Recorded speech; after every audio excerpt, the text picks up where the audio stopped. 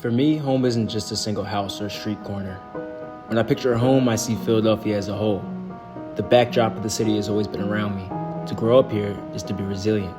And as I've grown, my relationship with home has been ever-changing. What at one time felt so big and overwhelming has now become a feeling of familiarity and comfort. The skyline hasn't changed much, and the orange and blue lines still go to and from the same destination. Philadelphia hasn't changed much at all, but I certainly have. As a child in Philadelphia, I recall how big everything seemed. As I would walk hand in hand with my father, I remember craning my neck in an attempt to see the tops of buildings that looked impossibly tall, envisioning myself as Spider-Man and imagining jumping from structure to structure. I recall going to the corner store and hoping my dad would get me a Gatorade and a pretzel like he always did. When thinking of those trips with my dad, I now realize that it was never really about the Gatorade or the bag of chips.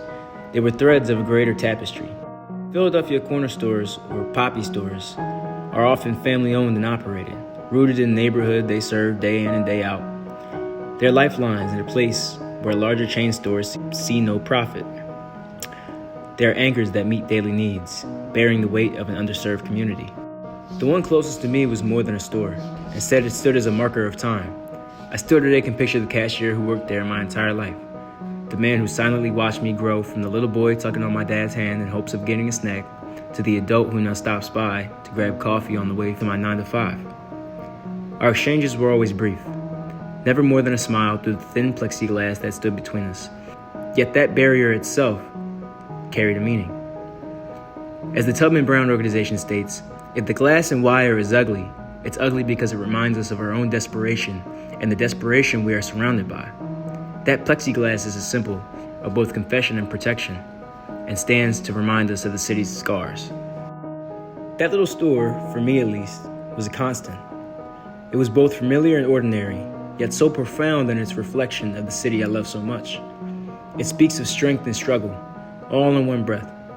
It's proof that even in division, we remain bound by the city we call home. After the stop at the corner store, it would come time to take the subway home. As we walked to the entrance, I would feel the rumble of the Broad Street line under my feet.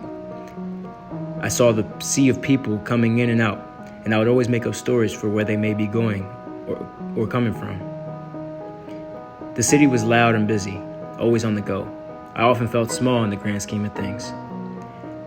It's that same sense of smallness that I believe made me grow to be more tough. To live here is to adapt.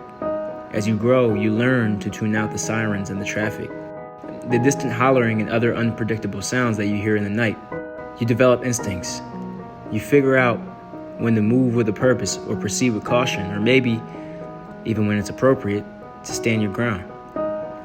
Every day is a lesson on how to keep pushing forward, no matter the circumstance.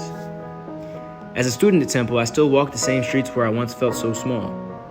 But now my perspective has shifted a bit. The skyscrapers don't feel so big anymore.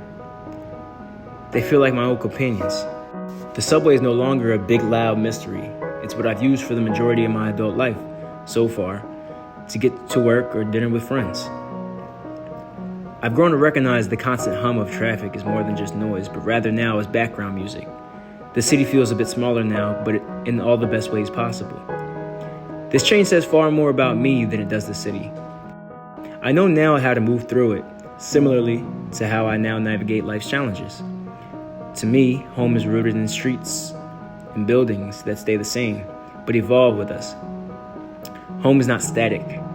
It changes because we change. Philadelphia still is and always will be the city that I was when I was a child.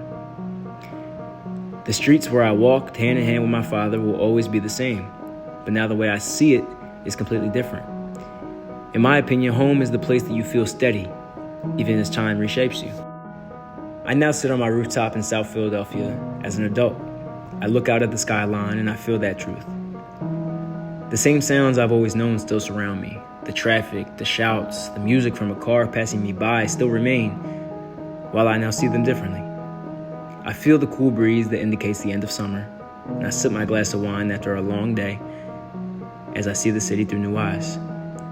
I don't just see the skyline lit Kelly green for an Eagles win, or the corner store that watched me grow up. I now see the place that taught me to adapt and move with a purpose. Philadelphia will always be the city that raised me, but it's not just my hometown. It's a mirror of who I was, who I am, and who I will one day become.